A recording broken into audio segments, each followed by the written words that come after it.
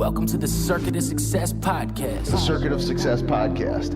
With your host, Brett Gilliland. Brett Gilliland, Visionary Wealth Advisory. The Circuit of Success Podcast. Let's start the show. Welcome to the Circuit of Success. I'm your host, Brett Gilliland. Today I've got Pete Paciorek with me. Pete, how you doing, man? I'm doing great, Brett. Thanks for having me on. Absolutely. Good to be with you today. You just got off an airplane, didn't you? Just got off the airplane from Sarasota to St. Louis and happy to be here. Awesome. And you got a big night tonight. Big night. My daughter's got a performance in the choir at her school. My son's got his holiday performance. So good to be a dad Busy today. night. Busy night. Yeah. Well, you are the, the Director of Leadership and Character Development, IMG Academy. You're former college director of athletics, IMG Academy National Baseball Team head coach. You were a college head coach, professional baseball player. You have 11 family members in professional athletes. It's pretty impressive. A doctorate in leadership and youth character development, character.org, champion of character in sport, nationwide award, author of 2 books, which we've got sitting here we'll talk about, and a husband and a dad of 3 children, man. So I always like to ask, what has helped make you the man you are today? I would first off have to say my faith. Yeah. Just blessed with the opportunities that God provides me and really try to lean in on my faith and then grew up with a great family. Grew up with a terrific family, dad who was remarkable. My mom passed away when I was 12 years old, but one of the most impactful people in my life. I feel her shining down on me every day, trying to make her proud. And then my wife, we met in high school sweethearts. There you go. And we stayed together all through my professional career in baseball. And then after, I think we dated for like 15 years. My teammates were making fun of me. After 15 years, something like that, we got married and we just had our 20th anniversary and we got 3 children and just really blessed. That's awesome, man. That's awesome. Let's talk about IMG Academy for a minute. I mean, people have heard of that, right? You're there doing great work down there. And, we see the amazing athletes that play there and come out of there. But talk a little bit about IMG Academy and what it is. And it's more than the sports, I know. Absolutely. IMG is truly a remarkable place. I feel honored to get to work there every day with amazing colleagues. We have close to 300 world-class coaches. I get to support our student life and work in our student life staff with our character and leadership program. We have 100 dedicated residential mentors and staff that are there. We have 4 large dorms on campus. And so I think we're one of the largest boarding schools in the world. Wow. We have over 1,100 kids, student athletes who board. Every student on campus is an athlete as well. They play one of the 12 sports on campus. And what people think about IMG, they see the videos and they see the national rankings and they see our football team ranked number 1 in the nation. Mm-hmm. I mean, remarkable athletes. Our baseball national team won the national championship last year. Our women's basketball team won the national championship last year. Our second team in football, our junior national team, won the state championship this year in Florida. So remarkable things as far as winning and championships and rings and trophies. But IMG is so much more than that. I mean, we really provide holistic development, whole person development. We provide leadership training, character training, mental performance training, nutrition, performance nutrition, strength and conditioning, obviously speed. And then the academic side of the house is pretty remarkable as well. This is a fact, Brett, that most people don't know because they think IMG it started with Nick Bollettieri in tennis. And, there's a lot of professional athletes and famous professional athletes who have come through there. So they think everybody that comes to IMG is going to turn pro. And that's not the case. We have athletes that go Division I, a lot of them. We have Division II, we have Division III, we have some that go pro. But believe it or not, we have more athletes each year graduating from IMG Academy who go to Ivy League schools now. The Harvards and the Columbias and the top tier academic universities in the country than we do have professional athletes. Wow. So that's something that a lot of people don't know. When I share that fact, they're blown away because they think it's just all about the performance in sport, but it's also about their performance academically. And one of the things that my staff and I talk a lot about with our character and leadership program is you got to be able to lead yourself before you can lead other people. And you have to be consistent. It doesn't make sense to be a great baseball player and work real hard at baseball, but then off the field, you're not, or in the classroom, you're not working hard, or socially, you're not building good relationships. Yeah. So we really talk a lot about balance throughout throughout our program. That's awesome. Yeah, I mean, I think it's kind of what I thought, right? Is you go there, you play sports, and maybe you dabble in a little class here and there, but it sounds like they're getting a great education, which is awesome. 100%, So talk about the championship mindset. There, you think about this podcast, lots of people in finance and law and business owners, I mean, really all walks of life listen to the podcast. So obviously we're talking about sports and IMG Academy, but just from your experience, that championship mindset, what are you finding that the people that do go pro are doing that's different than maybe the ones that don't even go on to play sports? Yeah, that's a great question. We have 5 core values, and one of them is exactly what you said, the champion spirit. So we really try to cultivate that champion spirit in all of our student athletes. And our motto or our mission statement is basically to help our student athletes win their futures. So all the time I'm talking to world-class athletes that are going to, top offensive lineman, top quarterback in the country, top baseball player in the country. And, they're signing big contracts and stuff, but we're constantly talking about eventually sport's going to go away. And how are you going to use the executive functioning skills that you've learned, the hard work, the commitment, understanding how to work as a team, understanding how to think through systems and through frameworks are going to help you, in the financial sector when your career's over.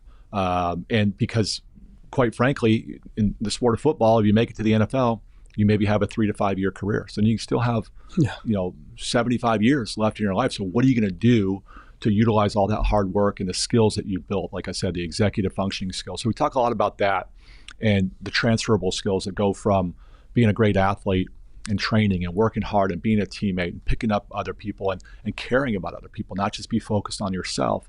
Whether you're playing a sport and more of an individual sport like tennis, you're still part of a group. You're still part of a training group. So really taking those life skills that they're learning to be a champion in their sport and then transferring it over to becoming an entrepreneur, running your own business. So we talk a lot about that because, a lot of people think we're just about sports and we're just about building the athletic side of things and the performance side of things, but we're really, our student athletes are doing community service. It's amazing. Their schedules are so jam-packed with all the different resources that we provide for them at IMG Academy. But when they get a chance to get out and go support the Special Olympics, we have Special Olympics come on campus. We have a great community service director who brings a lot of really awesome opportunities to our campus for our student athletes, but also getting our student athletes off campus doing stuff as well, supporting local schools, going into schools, reading to schools. There's so much that our student athletes do to get outside themselves and to focus on how can I use my platform as a tremendous athlete to positively impact the world. Which is huge because if you think about in today's world with NIL, some of these athletes are probably coming out making hundreds of thousands, millions of dollars, whatever the number is, right? And to have that foundation is huge for them because that's one of the biggest things with the NIL thing that worries me for these athletes is that here they may have nothing and now they come into $1 million a year. And hopefully the university is helping them. But man, to have that foundation beforehand, that's massive. Yeah. On that note, with NIL, we actually have programming that comes in and trains up our athletes. We're probably one of the few schools in the country that provides name, image, likeness, NIL training and support consulting for our students. Yeah, that's awesome. That is awesome. How do you train the brain, right? Because you think about, again, there could be there could be 2 smart lawyers in the room, and it doesn't sometimes, it matters how smart you are, but how is one more successful than the other? And for me, I think that comes down to what's between our 2 ears, right? Our minds. So how do we train that to be resilient and tough and get results no matter where we're at in life? Yeah, that's a great question, Brett. And wasn't it Yogi Berra who said, 90% of baseball is half mental? Doesn't really make sense. Obviously, the numbers don't add up, but it really is. It's between the ears. You can have all kinds of talent. I played with plenty of. You and I were talking off the air before about a teammate when I was with the Padres that we both know, and he wasn't the most talented, wasn't the biggest, wasn't the strongest, but he just understood how to play the game and he knew how to apply what he was practicing, taking from practice and applying it to the game. And so whether you're talking about the game of baseball, the game of football, or the game of life, knowing how to show up, knowing how to compete. And that's one of the things that we take a lot of pride at IMG Academy is our student athletes know how to compete. When they step onto the field, onto the pitch, and whatever the environment is from an athletic standpoint, the athletic arena, but then outside of that, in the classroom. Like I said, they're going to Ivy League schools. They're doing amazing things. They're starting their own companies while they're in high school. So, it starts that mindset, that champion mindset. You learn that through sports, and that's one of the things that makes, I think, IMG so unique as a school for young people. Yeah. We were just talking on Monday night. We had a retirement party for somebody retiring here, and we were talking about sports and how it applies to business. And it's funny, if you look through our firm, I think we have something like 14 or 15 college athletes. And so again, people listen to this. I'm sure there's a lot of college athletes listening. It just applies so much to what we're doing. And it makes me think about time management. I know when I was dabbling in golf in college, and I know you played sports as well in college, is you have to manage yourself. And so again, tying this back to the professional world now, how do you personally manage yourself versus managing the time? Because we've all got 24 hours in a day, right? And you're traveling to Florida and St. Louis. I mean, you got a lot on your plate, right? So how do you manage yourself versus just the time? I think it comes down to discipline. A discipline that I learned in sports, discipline that I learned playing basketball and baseball growing up. And I remember when I was playing for the Padres in the minor leagues, one of the best examples and role models was Tony Gwynn, who won, I don't know, it was 8 or 9 batting titles for the San Diego Padres. And the guy was just remarkable. And he'd always be in cage 1 in spring training. He'd always be in cage 1. You knew that was T. Gwynn's cage. You stayed out of that cage. But I'd always fight to get there, sometimes try to beat him to the ballpark so I could be next to him in cage 2, so he might say something to me, give me, or I could just watch him, pick up something maybe by osmosis. But the discipline to show up and do it. Even there's days I just had a one-on-one meeting with a baseball player the other day. He's like, I just feel like the last day or so I haven't been really myself. And I told him about the rule of thirds, and you've probably heard the rule of thirds, where I learned this from an Olympian, and they said, Pete, sometimes you're going to feel awesome. A third of the time you're going to feel awesome. A third of the time you're going to feel just okay. And a third of the time you're going to feel crummy. He's like, what do you do? What kind of discipline do you have? Everybody, when they're feeling great and they're in that zone, they talk about, it's easy. Like anybody could show up those days, that third, but it's the one where you don't feel quite right. You're a little bit off in the middle, or you just feel really bad. The discipline to continue to grind, continue to put in the time, not just cashing in and saying, this isn't my day or this isn't my week. Saying, no, I'm going to keep battling. I'm going to keep working. And that's why I think, to your point about having 14 previous college athletes in your firm, is when you talk to employers, they want to hire individuals who played sports because they understand how to grind. They understand how to get after it. When times are tough and they're facing adversity, they're not going to give up. They're going to actually show up more. That's right. And so the research actually shows in that bottom third is where you grow the most. Yeah. Because most people cash it in that bottom third, but you keep grinding. You make incremental gains. You maybe get 1% better, and now you're starting to separate yourself. That whole Kobe Bryant, how do you separate yourself from other people? You outwork them. So what are a couple things that you could share with the audience that you do or train others to do when you don't want to do it, that bottom third? Yeah, it's just, that bottom third is when you feel that, hey, this isn't my best day. It's just you've established habits. We talk a lot at IMG about habits about how you're going to go about your business, because once it becomes a habit, it's easy. Yeah, it's easy to keep going and continue to do it. But if you're inconsistent and you're like, this, I'm not feeling good right now, I'm just going to take it to the house and I'm going to cash it in, like I said, then you're not continuing to build that chain of in your brain, training your brain that, hey, I'm building habits that are going to help me be successful. And so I love when parents, we do a lot of parent education, we do a lot of coach education, and I love it when everybody's kind of speaking that same language with young people to help them realize that, hey, you're not just working to be a great soccer player or a great baseball player or a great golfer. You're helping yourself be great in life. Yeah. I think too, it's clarity around what exactly it is that you want. So that you got my journal sitting there in front of you, and page 11 we talk about Focus 90, and in that Focus 90, I give 5 really simple goals that I want to do every single day. And those simple goals could be reading 10 pages. It could be walk 1 mile. It could be whatever, right? And so when you look at that, the Focus 90, if I can spend the first 90 minutes of my day conquering it, I'm going to win, right? I'm going to win the day. Yeah. And then it talks about too is what's one thing that you want to get better at in the next 90 days. And then when accomplished, what will be improved in my life? And so when you hear that and you hear about clarity precedes mastery, talk about that, how important clarity is and where you're going. 100%. I love what you just said about, it makes me think back to, there's a speech that I think it was high-ranking military, McCraven, I think was his name. Make your bed. Make your bed. Yeah. And just the habit of doing that every day. And that's a simple thing, but it's a little thing to have the discipline to build towards mastery. So, one of the things that I do, you want to have a framework. Whatever field you work in, it's important.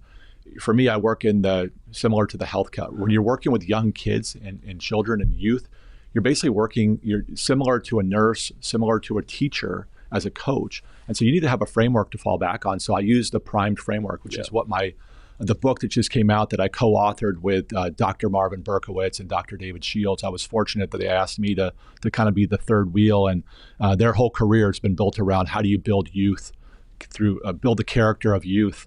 And so to get a chance to write a book with them. But the prime framework is really simple. It's easy to remember, but I use it every day. Every day as I'm driving to work, I'm driving into work, it helps me prepare to show up and be my best as a mentor, as a colleague, as a staff, as a parent. And so the P is basically, what's your priority? What are you prioritizing today in work or with family? What's your purpose? Knowing your purpose, knowing your why, how important that is to get you going in the right direction to start off your day. So I do this every day. It takes me 3 to 5 minutes. I work through the prime framework. I just went through the P, then R is the relationships. Who do I need to work to intentionally build relationships of trust with today? Is it a student athlete? Is it a colleague of mine? Is it one of my children? And then the I is intrinsic motivation. Oftentimes when you're working with young people, or even all of us as human beings, we could easily be extrinsically motivated by our salary, by bonuses, by rings, by championships and things like that. So how can we cultivate intrinsic motivation?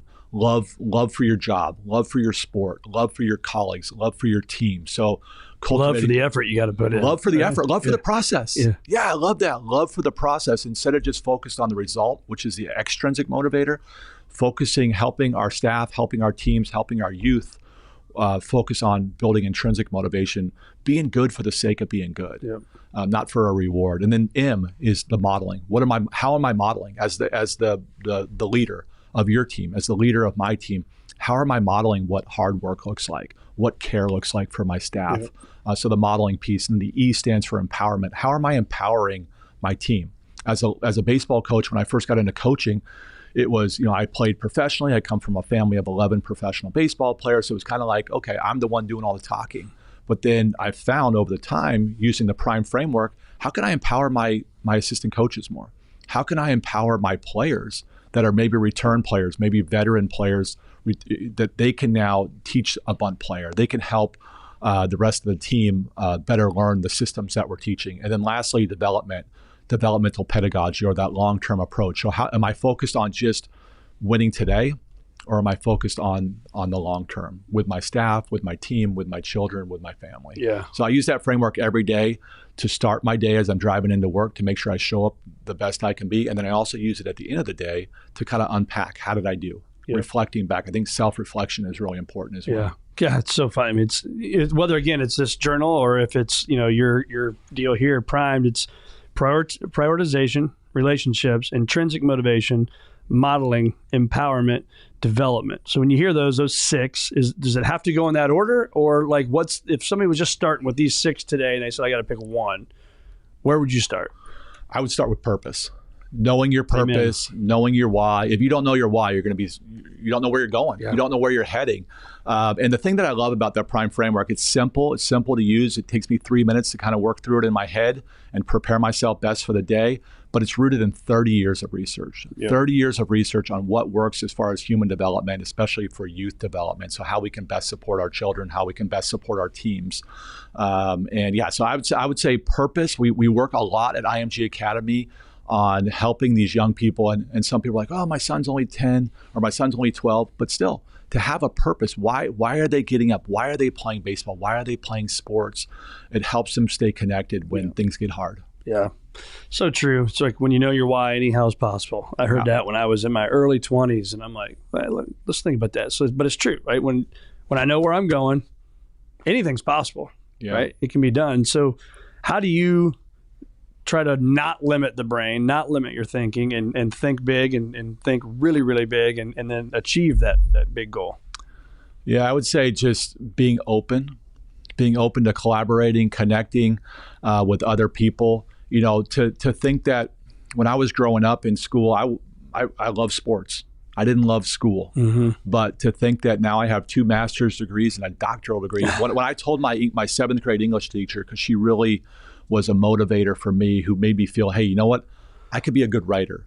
I could be a good student. And when I told her I completed my doctoral degree, she started crying. She broke down crying because she saw it in me, but she might have been, maybe my parents saw it in me as well, I'm sure, but I didn't see it in myself. You know, and then writing books and being on a podcast like this, where sharing some ideas with other people, I didn't think that was possible when I was in my 20s, when I was in my teens.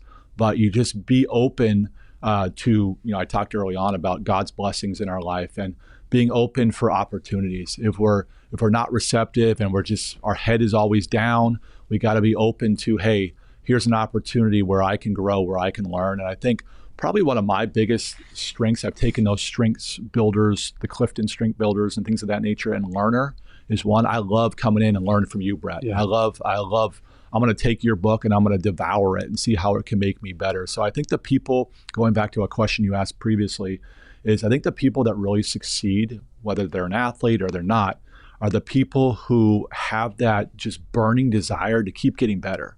Like as soon as we stop wanting to grow, and that growth mindset, you and I were talking about that earlier, and we get fixed into, hey, this is who I am, this is what I'm going to do for the rest of my life, but being open to, hey, you know what? I want to keep learning, I want to keep growing. So I think that's one of the keys to success. Yeah.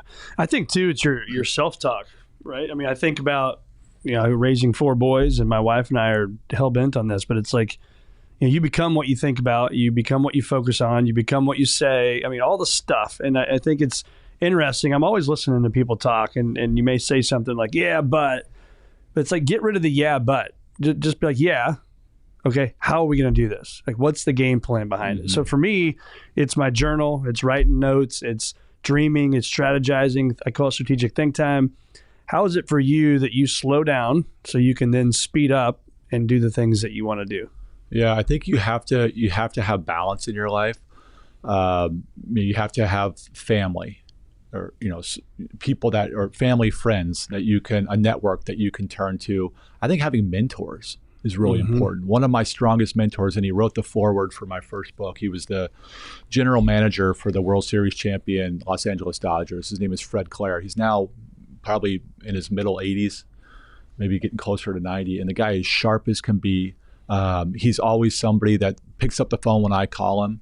And I remember when I was in my late 20s, after my professional baseball career ended, I thought, hey, I'm ready to be a Division I head coach. I started applying for some jobs. I wasn't getting even any callbacks. I'm thinking, like, what's going on here? I got the resume, I got the pedigree, but I was trying to do it all by myself, Brett. You know, and then I started realizing that, hey, I don't have to do it all by myself.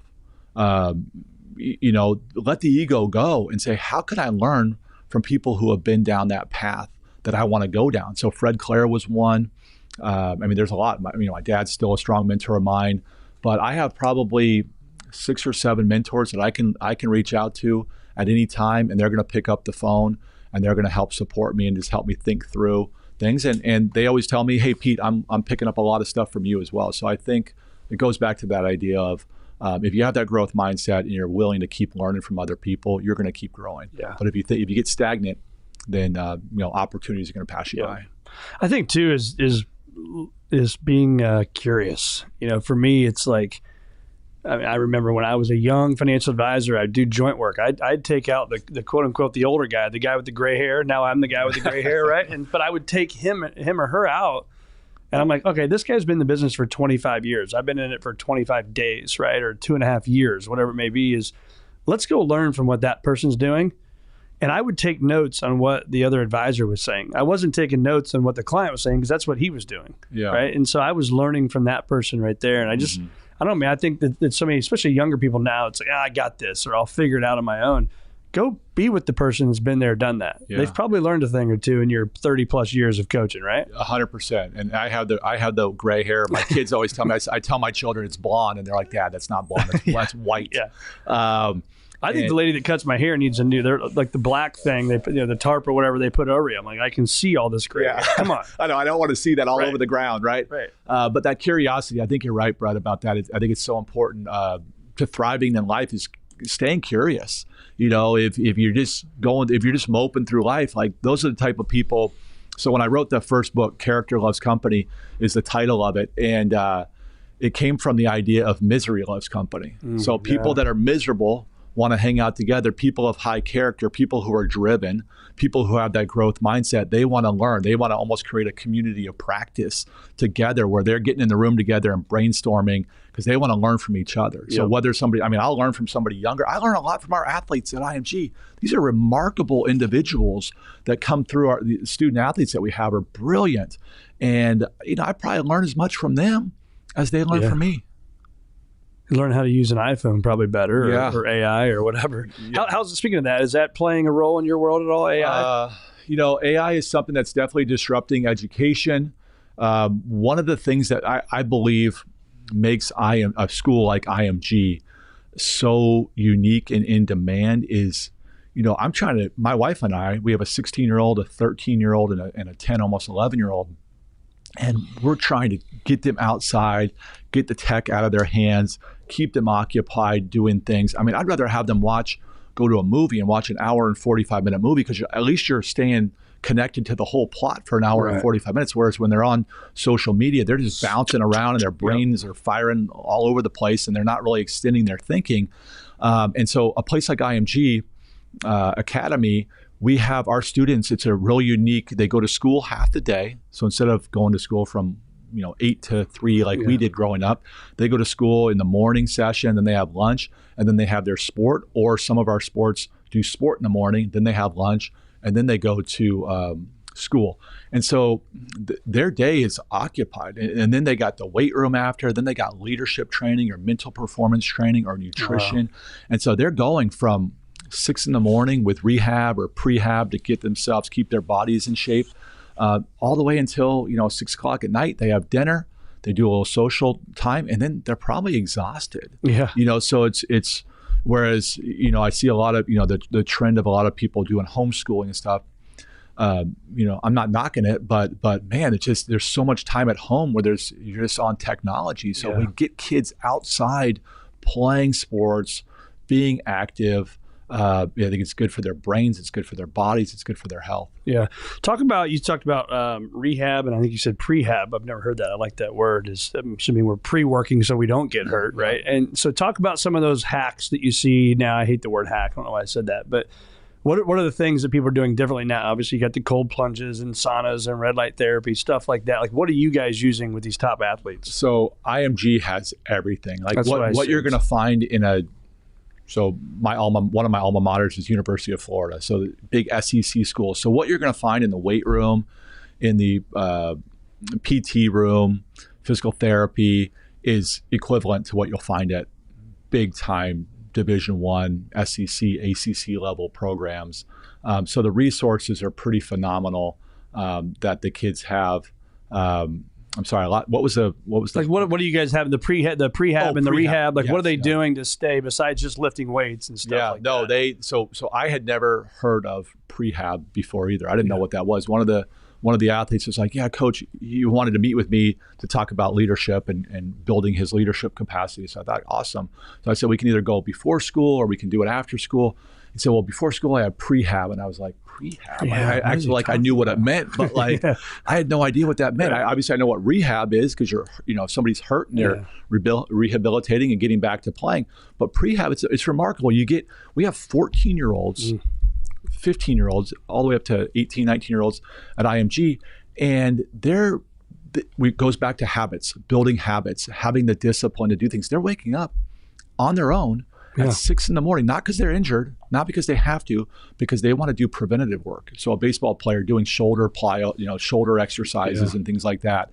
So they wake up early, they get in the training room, they do their prehab, and then they go to lunch, then they go to breakfast, and then they go to team meetings, and then they go to practice, and they go to school. So it's remarkable. I mean, these kids are these young student athletes are so disciplined, and I give them so much credit. I tell them often, because sometimes they get caught up. They don't realize how hard they're working and how unique the experience is at IMG Academy, because there's not too many kids around the world getting there. I say, guys, there's nobody working as hard as you at your craft, at your sport, at your passion. And what I love about it is they think they're working on their sport, which they are. Right. I know they're working at life. That's what I get excited about, is that work ethic is going to make them so successful when their sport is taken away, because eventually it will be taken away. And so they're basically just priming themselves to be successful for the rest of their lives. When you hear me say human being versus human doing, what comes to mind for you? I love that. So when going back to the two books that I've written, the Character Loves Company one is more about the doing of character. So it's written for coaches or parents, how we can cultivate character in young people. But so it's a lot of activities. There's a list of, at the end of each chapter, a list of activities you can do to cultivate integrity in your child, or humility, or hard work, or whatever the case, whatever the value or the virtue is. The book that just came out with called Prime to Compete, Coaching for Character, that I wrote with Dr. Berkowitz and Dr. Shields, it's all about the being. That's what it's all about. So, and the being is more important as an adult, as a leader. How we show up in the room, how we show up, the care that we give, the empathy we show, how we show up for the people that we're leading. So whether we're a coach, a high school coach or a college coach, and we're leading our players on our team and our staff, or you're running your own company, financial company, and you're leading your staff that way, how we show up as a leader makes a huge difference. And you know this better than I do. So the Primed book is priming us to show up and be our best. So the first book's about the doing of character. The second one's about the being. It's funny. I had no idea that when I asked the question, I had a guy. That was amazing. Yeah. Promise we didn't set Great that up. question. Yeah. Like, maybe you paid me to say that, ask that question, but it's true, right? I've seen people over the years that are human doing, that they just get so caught up in that thing that they have to go do. Yeah. That the human element is gone, and there's no connection. There's no leadership there. I think it's the human being side is really, really, really strong if done properly, right? 100%. If done properly, because you can screw up both, right? Yeah. So Dr. Berkowitz talks all the time about your being, who we are, and he says who we be, which is not proper grammar. Sure. But for somebody who has a Harvard education like he has, but yeah. So how do we show up? How is our being affecting those that we're around? And same thing with our student athletes at IMG. I always talk about their sphere of influence and who are making a positive impact on other people's lives. And so they're like, well, coach, I said, okay, well, maybe you have a younger sister at home or a younger brother. So that's the impact that you can have. Maybe it's your roommate while you're at IMG. You might not be the team leader. You might not lead the huddle. You might not lead the dugout. But you can practice your leadership skills.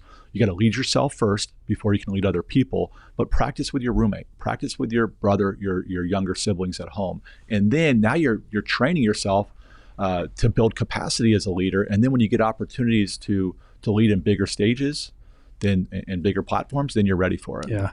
So I randomly just opened this book. So this is the one, Prime to Compete, right here. And then you've got Character Loves Company right here. For those watching can see that. We'll put all the links in the show notes, but I randomly opened it to number 86. So I'm just going to pick a topic. Okay. And this one said, have some fun.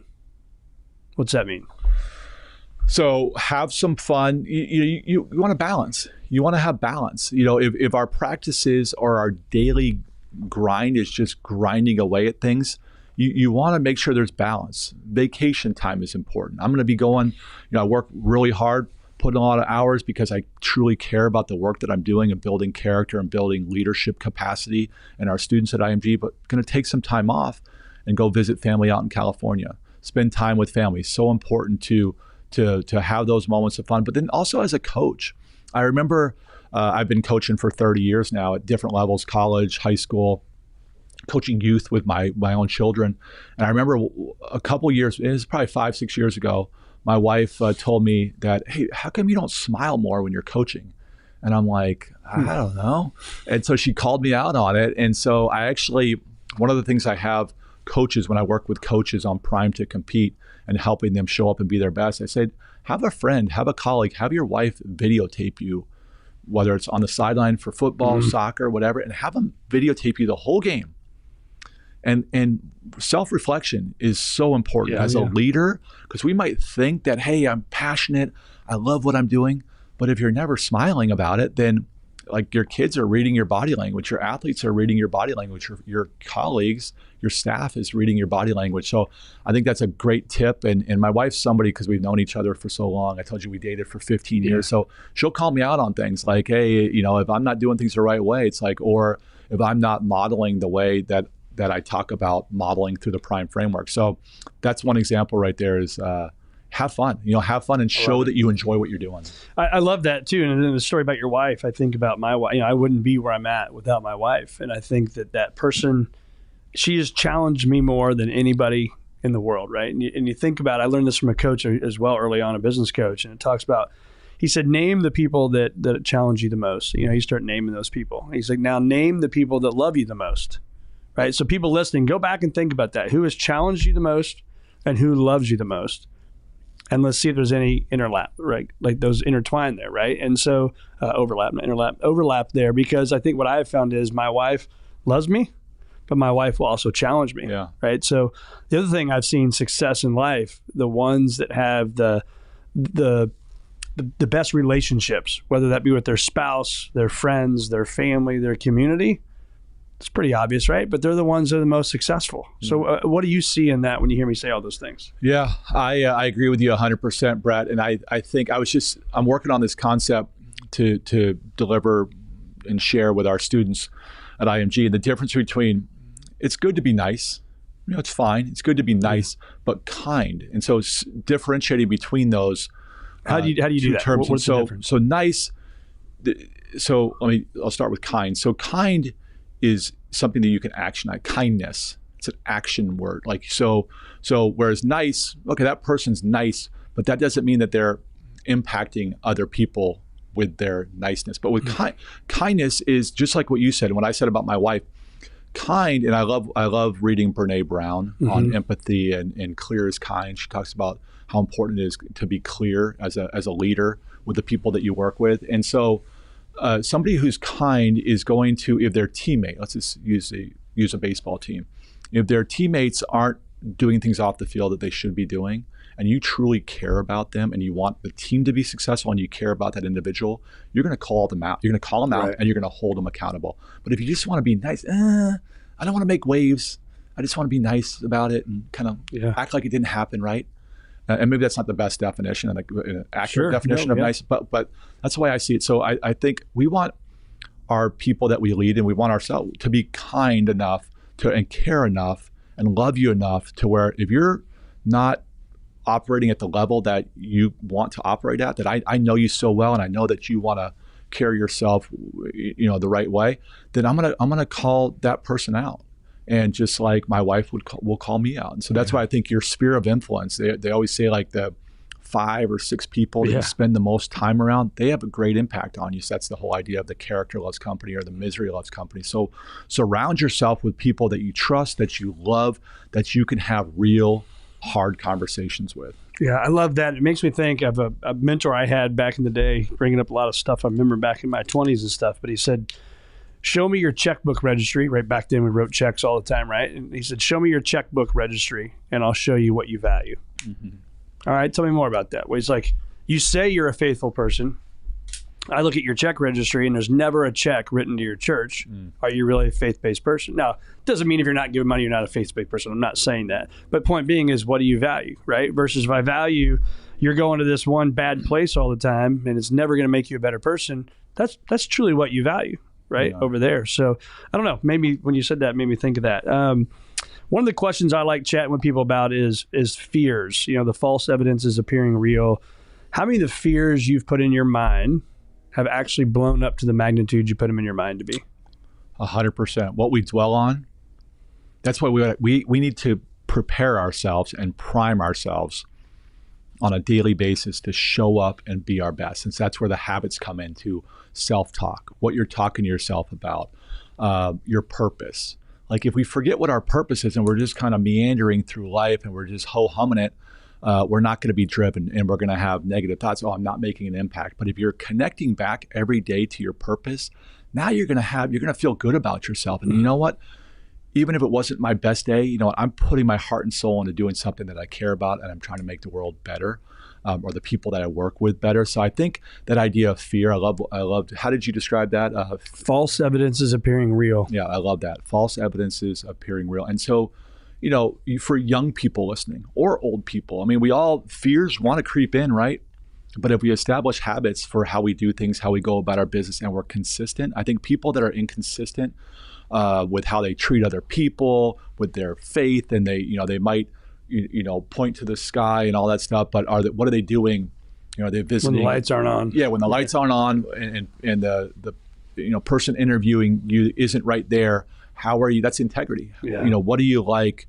What's your character like when nobody's watching?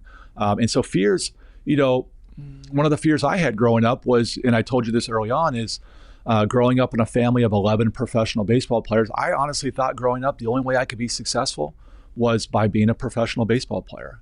And then you realize that, sport is a vehicle to make us better, to help us grow and to cultivate the executive functioning skills. But man, I mean, my life is so much better now when I realize that, hey, I can have balance, and it's not putting all our eggs in that basket. And I think a lot of young people listening, they, even at IMG, we talk about this a lot, is that, your self-worth is not just in your performance as an athlete or, as your GPA as a student. You're so much more than that. And so to get rid of that fear that you only have one thing or one pillar holding up your life. So we talk about the 4 pillars of character and how important it is to have your performance character, which is, you think about hard work, tenacity, overcoming adversity, focus on the process.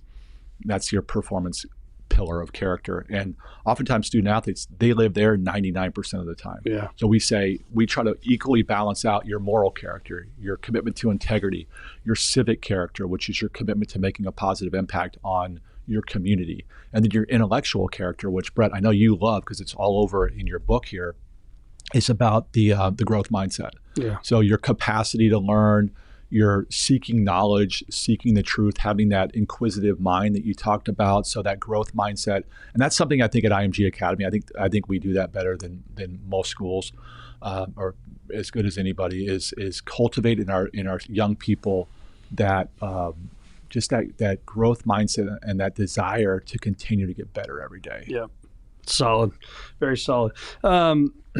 You see these stickers here. You've got one on your microphone as well, and it's the name of the journal, right? Achieving a future greater than your past. When you hear that, achieving a future greater than your past, you said it earlier. IMG's mission is what? Is to help our student athletes win their future. Yeah. So a future greater than your past, win their future, right? You can see where this is going. What does it mean to you? What does it mean to you to achieve a future greater than your past? Yeah, I love, that's a great looking logo too. I love that. You guys got to pick up this book, your listeners. It looks sleek, it looks great, but there's all kinds, as I'm flipping through it, there's all kinds of activities and different things. I can't wait to dig into this. So thank you for sharing that with me. So future greater than your past, it makes me think about, so like you think about your family and generational success that your families have. And we always say we want our children to surpass our success. Yep. Right. And so, I think about my son, and it wasn't because my dad put pressure on me to be a Major League Baseball player. I wanted to be a Major League Baseball player because I wanted to be like him. Yeah. My son wants to be a Major League Baseball player. We always say, hey, Duke, his name is Duke. We say, Duke, we want you to be a good, great human being, more important than that. But we want to see continuous growth. So we want to see our children surpass what we did. And so as parents, sometimes we push a little too hard, and so let them own their experience. But for me, achieving a future greater than your past, I think it comes back to always learning. Yeah. As soon as I stop learning, I get stagnant, and then people are going to pass me up, opportunities are going to pass me up. So I think as long as I love the example of Fred Clare, my mentor, who's getting closer to 90 now, and he's teaching classes at Caltech. He's teaching, 90. He's teaching classes at USC in their Marshall School of Business, which is one of the top business schools in the country. And I mean, he stays sharp. So I think, people that retire, for me, retire is not even a word that I ever want to do. Yep. Because I want to keep learning. When I move on from IMG, hopefully in 20 years from now, and hopefully made a big impact there on young people's lives, is I want to write more books, and so always growing. And so I think that's important is thinking that, there is no retirement. You keep working, you keep getting better, you keep growing. Yeah. I think too is, I love, it's funny. So I wear a Whoop. I'm sure you're familiar with the Whoop. And it's funny when I'm in client meetings and doing stuff for work. And if I'm doing this podcast, I could probably show you even when we're done, my heart rate, my resting heart rate is lower when I'm doing these things than when I sleep, which I don't know if I'm sure a doctor could listen and be like, dude, you got a problem. But the way I look at it is finding that brilliance and the passion that you have. I didn't know, 464 interviews ago that this was even going to be a thing that I love doing. I was at a Christmas party, this podcast.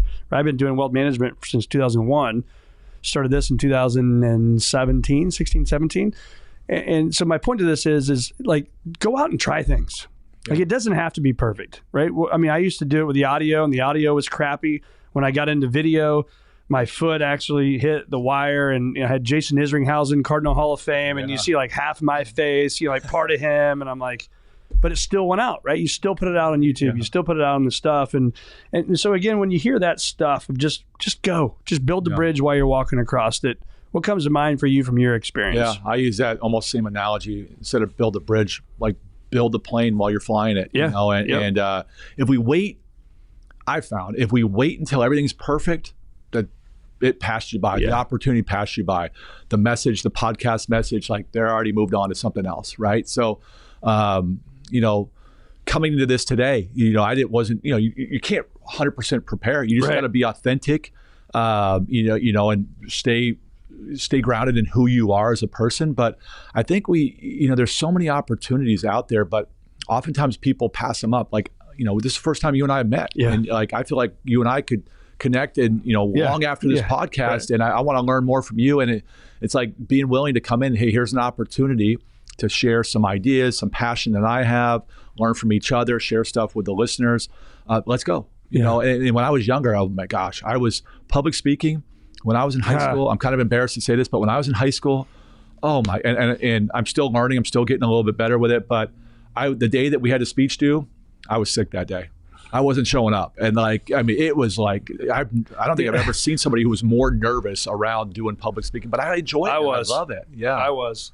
It's funny. So I would literally puke before a basketball game, before a golf match. I'd get so nervous. And then I had to, speak in front of people as a young advisor. And I would literally go to the bathroom, vomit, and welcome to the stage, Brett Gilliland. I'm like, and you just kind of pull it off. You have no idea what just happened. And now it's one of my favorite things to do. Yeah. I get excited versus getting nervous. But to that point, though, I always say it's your comfort zone callus, right? So if your comfort zone, for those watching, starts out, it's this big, right? And then you do that first speech, and maybe it's in front of 10 people. And it just gets a little bit bigger. Yeah. And you do it again, right? And you do it again, and you do it again. And now all of a sudden, now your comfort zone's the size of this table, the size of this room, the size of this building, because you stepped into fear, you stepped into the anxiety, and you did it. Yeah. Right? And I'm assuming that's what you did as well. I love that analogy because my kids, even like when I hold my daughter's hands or whatever, they're like, how come your hands have these like heart and calluses from playing baseball for over the years? And I haven't been a baseball player for 20 plus years, and they're still there. And so I love that, the comfort zone callus. I'm going to start using that. I love that. And it makes me think back to when I signed a professional contract with the Padres, and I avoided public speaking like it was the plague. And so I signed with the Padres and said, okay, if I want to be a professional baseball player and not just make a lot of money as a professional baseball player and everything that comes with that, but I want to use my platform in a positive way to impact young kids, and I have to get confident and comfortable doing public speaking. And so I signed up in the off season, I signed up at the local community college for a public speaking class. Nice. And I share this with our athletes and say, you might think that what do you guys think I got? And they're like, oh, you got an A, you're bragging, you got an A. I said, I barely pulled off a C. I got a C in public speaking, but I forced myself to do it. I was so proud of myself. Every time there were 4 speeches, I still remember them it was yesterday. You had to do your cultural narrative about your background, and you had to do an informative speech, a persuasive, then an impromptu.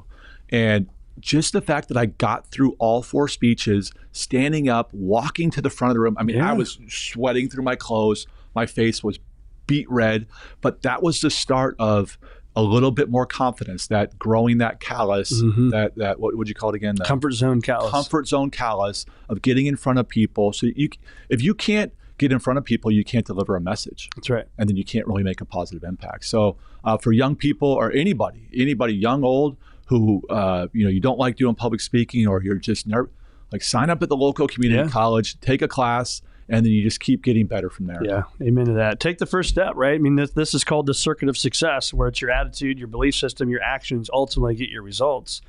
Without action, man, nothing happens. Yeah. Right. So, well, man, this has been awesome, Pete. Where do our listeners find more of you, and where do they find more of your book? Yeah, so you can find the Prime to Compete and the Character Loves Company book. You can find them on Amazon. I believe that the Prime to Compete book, the publisher is Rutledge, Taylor and Francis, and they actually have, I think, a 15 or 20% discount, so you can get a little cheaper directly from the publisher.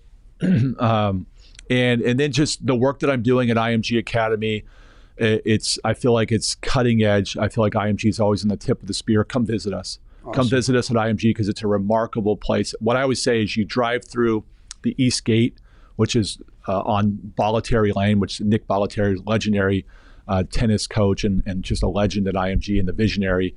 You enter on the East Gate and you come through these like big old, this entrance is like going to Disneyland. So IMG Academy, it's like Disneyland for sports people. So come visit, come check it out. It's a remarkable place, and just say you're looking for Pete Paciorek, and I'll take you on a tour. That's awesome, man. Thanks so much for being on the Circuit of Success. It was awesome. I love it. Thank you, Brett. Thanks for having me.